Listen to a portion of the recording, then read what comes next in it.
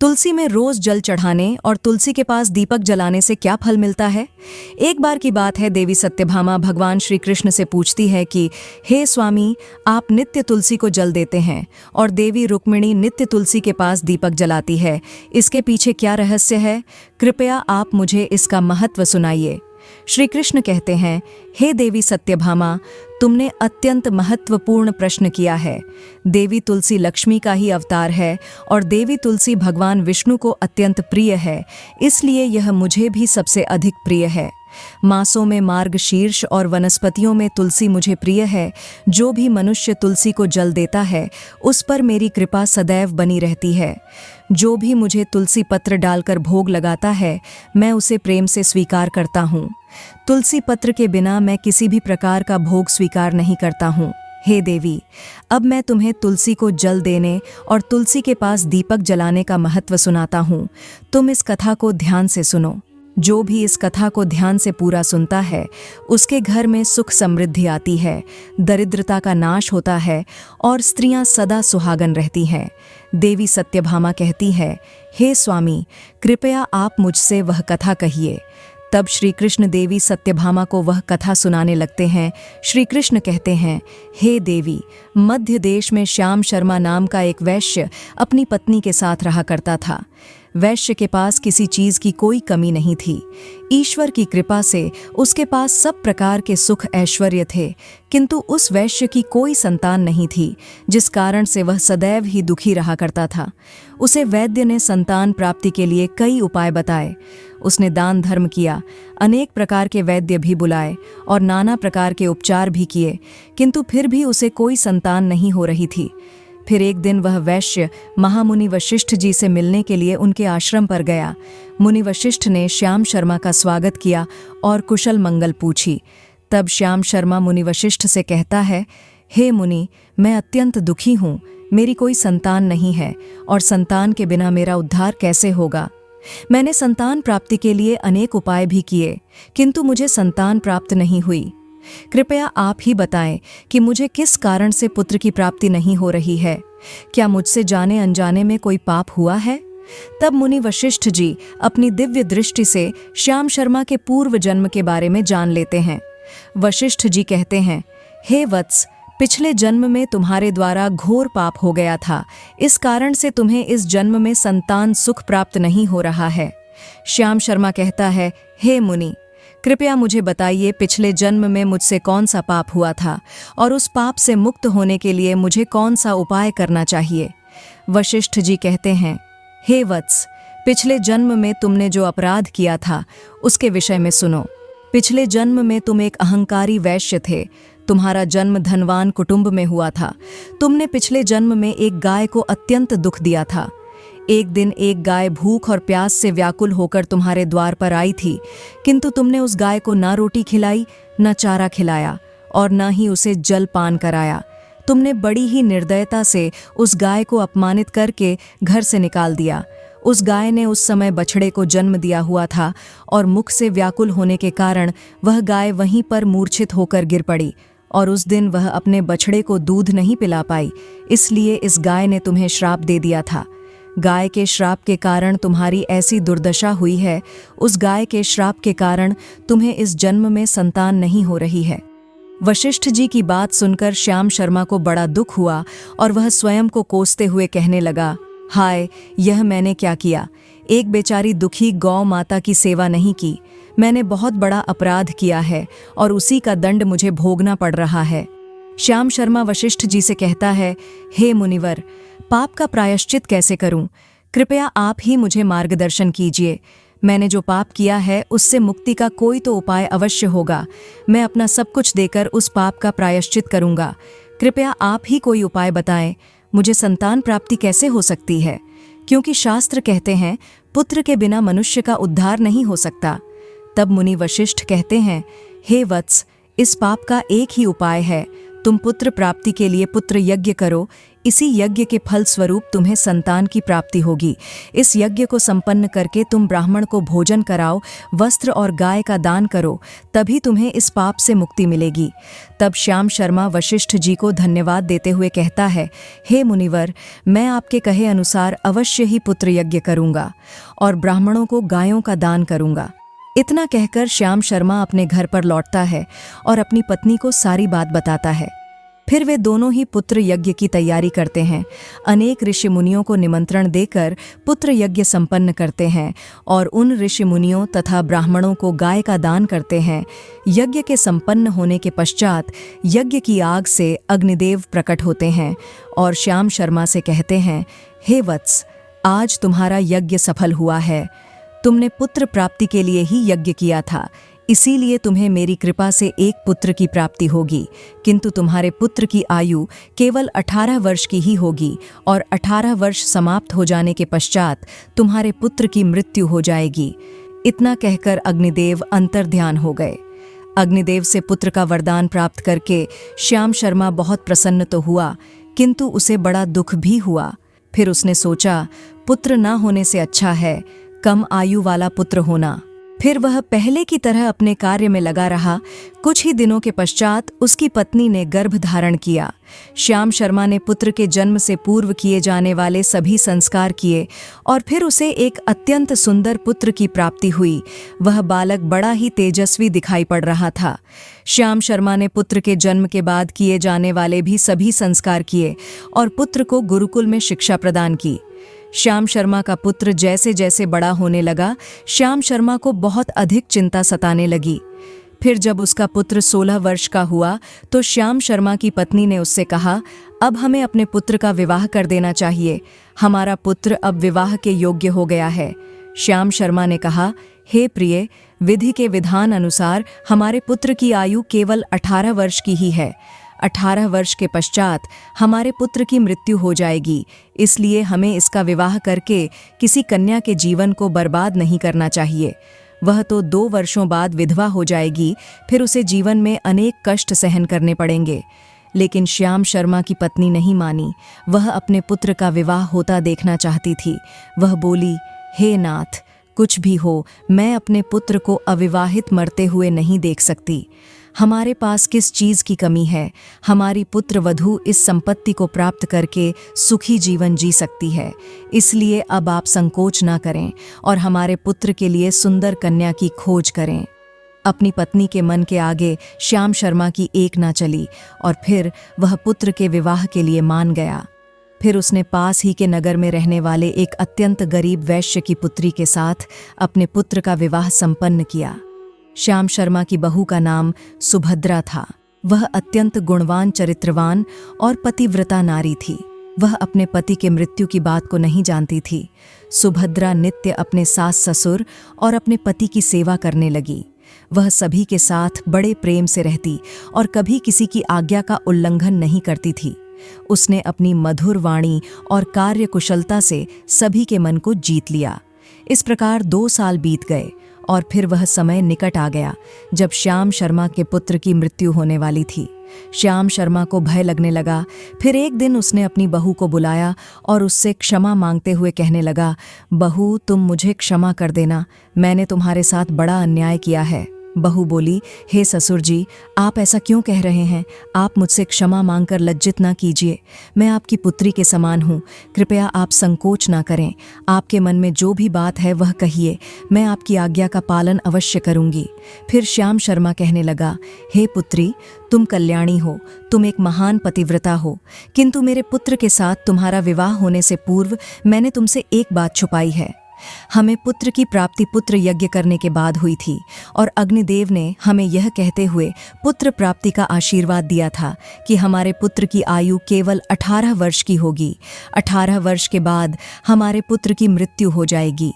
अपने ससुर की बात सुनकर सुभद्रा ने कहा, हे ससुर जी, बस इतनी सी बात, आप चिंता न कीजिए। मैं आपको वचन देती हूँ कि मैं कभी विधवा नहीं होंगी। आपके पुत्र के प्राणों की रक्षा मैं करूँगी। आप बस मुझे एक दीपक, जल का घड़ा और एक गाय लाकर दीजिए। मेरे पति के प्राणों की रक्षा इन्हीं से होगी। सुभद्रा की बात सुनकर श्याम शर्मा को बड़ा आनंद हुआ और वह कहने लगा, हे बहू, जैसी तुम्हारी इच्छा, मैं तुम्हें वह सब चीज लाकर देता हूँ। इतना कहकर श्याम शर्मा ने अपनी बहू को वह तीनों चीज लाकर दी।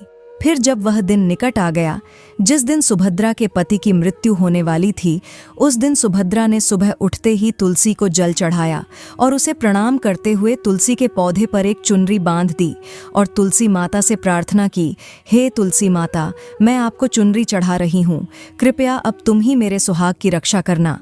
फिर सुबह के समय यमराज का एक दूत श्याम शर्मा के पुत्र के प्राण लेने के लिए उसके घर पर आ गया। जैसे ही वह घर में प्रवेश करने लगा, तब तुलसी के पौधे ने उसे रोक दिया और कहा, हे यमदूत, इस घर में निवास करने वाली स्त्री ने मुझे चुनरी चढ़ाई है और इसलिए अब इसके सुहाग की रक्षा मैं कर रही हूँ। तुम इसके घर में प्रवेश नहीं कर सकते। इतना कहकर तुलसी ने यमराज के उस दूत को घर में जाने से रोक दिया। वह दूत भयभीत होकर सुभद्रा के पति के प्राण लिए बगैर ही यमपुरी लौट गया। यमपुरी में जाकर उसने यमराज से कहा, मैं धरती लोक पर एक पुरुष के प्राण लेने के लिए गया था, किंतु तुलसी के पौधे ने मेरा रास्ता रोका। उस तुलसी के पौधे के कारण मैं घर में प्रवेश नहीं कर पा रहा हूँ। इस बात पर यमराज को बड़ा क्रोध आ गया। फिर उन्होंने अन्य दो दूतों को बुलाया और कहा, तुम अब शाम के समय सुभद्रा के घर पर जाओ। जब तुलसी का पौधा सो रहा होगा, तुम उसके पति के प्राण लेकर यमलोक जाओ। फिर शाम के समय यमराज के दो दूत सुभद्रा के घर की ओर निकल पड़े।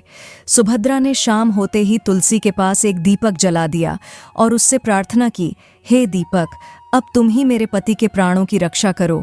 यमदूत मेरे पति के प्राण लेने के लिए आ रहे हैं। फिर शाम हो गई, तुलसी का पौधा सो गया और यमराज के दो दूत सुभद्रा के घर के सामने आकर खड़े हो गए और सोचने लगे, अब तो इस मनुष्य के प्राण लेकर ही हम यमपुरी लौटेंगे। जैसे ही यम के दूत सुभद्रा के घर में प्रवेश करने लगे, तुलसी के पास लगाए हुए दीपक ने उनका रास्ता रोक दिया और कहा, हे दूतों, तुम अब सुभद्रा के पति के प्राण नहीं ले जा सकते। उस स्त्री ने मुझे प्रज्वलित करके उसके पति के प्राणों की रक्षा करने की प्रार्थना की है, इसीलिए अब मैं उसके पति के प्राणों की रक्षा कर रहा हूँ। इसीलिए तुम आज उसके पति के प्राण नहीं ले जा सकते।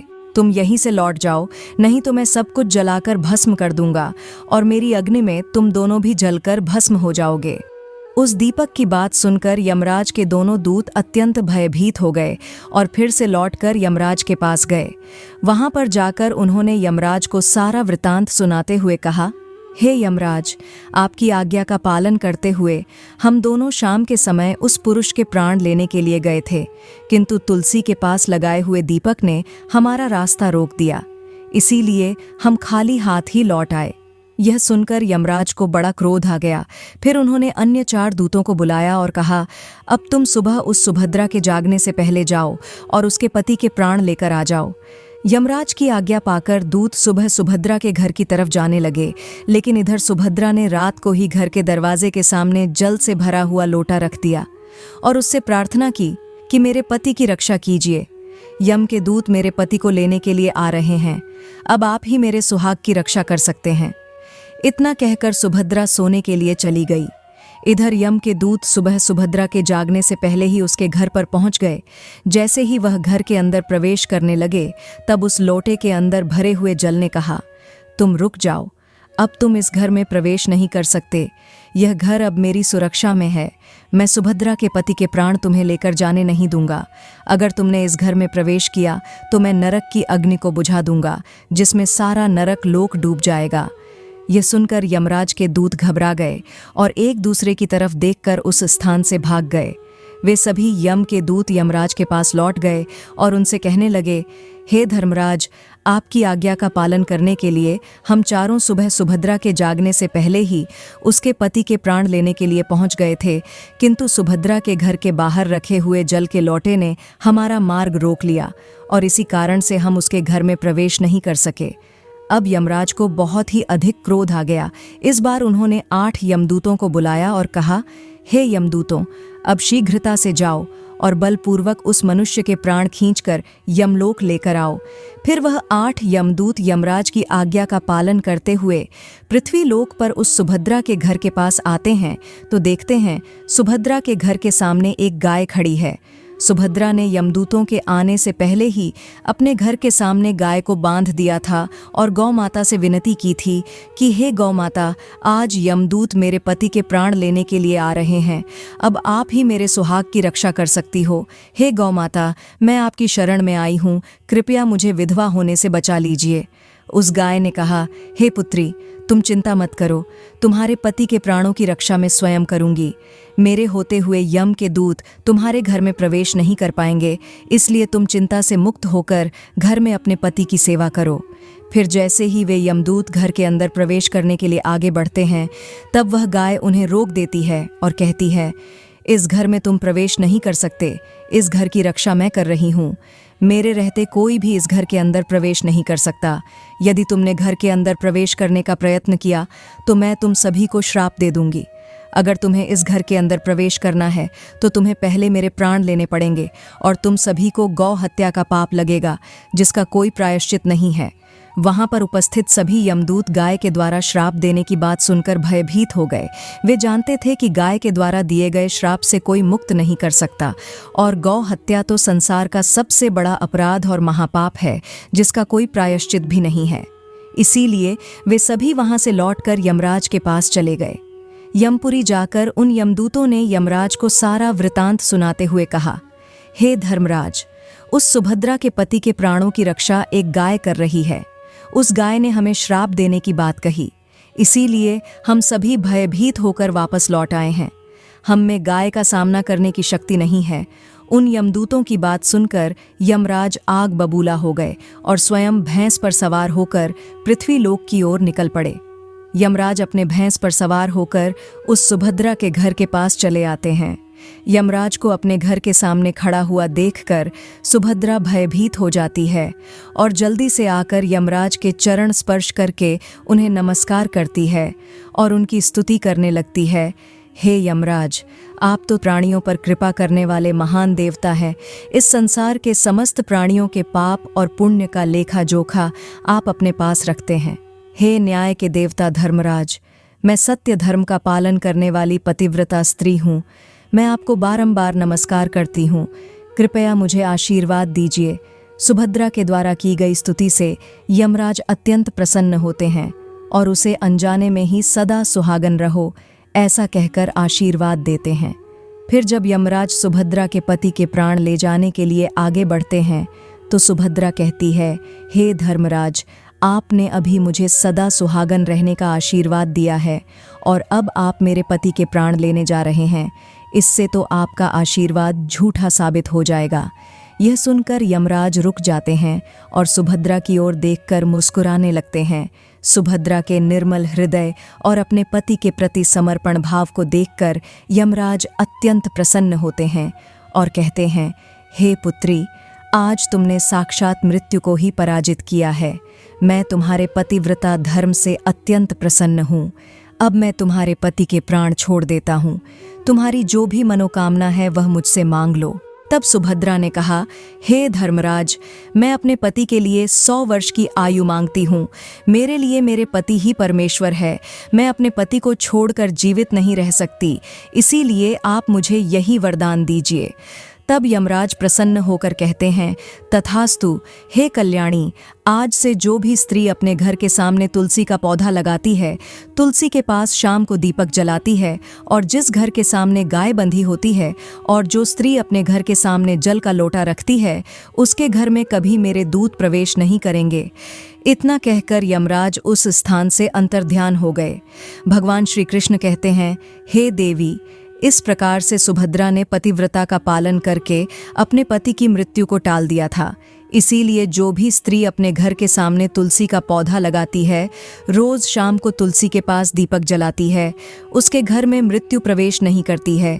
जिस घर के सामने गाय बंधी होती है, उस घर में कभी दुख दरिद्रता नहीं आती है।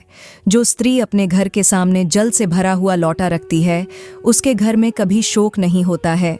तो इस प्रकार से भगवान श्री कृष्ण ने देवी सत्यभामा को तुलसी के पास दीपक जलाने का महत्व सुनाया। बोले, तुलसी माता की जय। आपको ये कथा कैसी लगी, कृपया कमेंट करके ज़रूर बताएं और निवेदन है कि कमेंट में जय श्री कृष्ण अवश्य लिखें। इसी तरह के वीडियोस देखने के लिए हमारे चैनल को सब्सक्राइब करें और हो सके तो वीडियो को लाइक और शेयर करें।